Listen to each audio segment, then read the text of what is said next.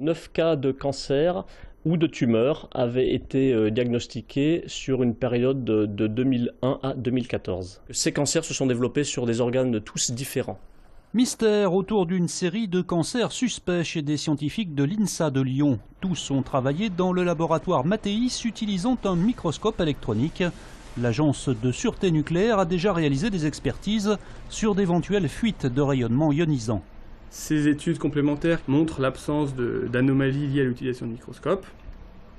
Outre ces microscopes, le laboratoire Mathéis est également titulaire d'une autorisation de l'ASN pour utiliser des générateurs électriques de rayonnement ionisant.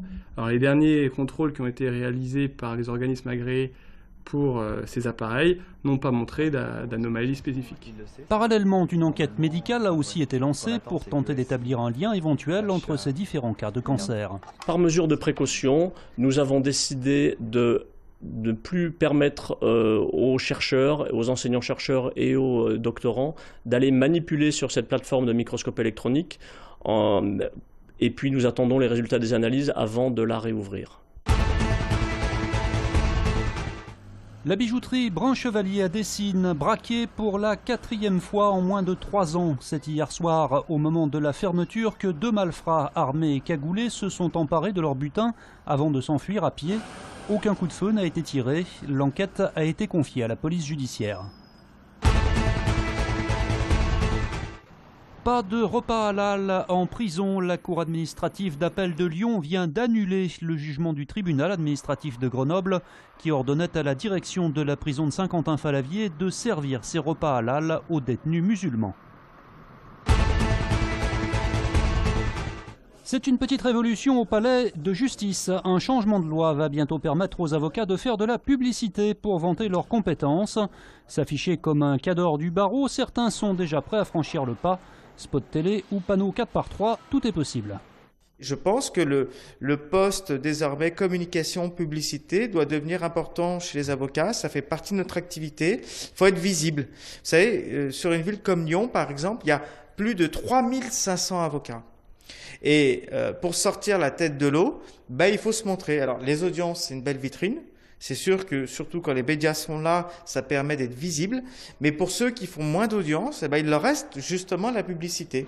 Mais avant de pouvoir s'afficher en ville comme une marque de cosmétiques, les avocats devront encore attendre le décret d'application de cette nouvelle loi. Après, entre confrères, ça risque aussi d'être un peu le Far West.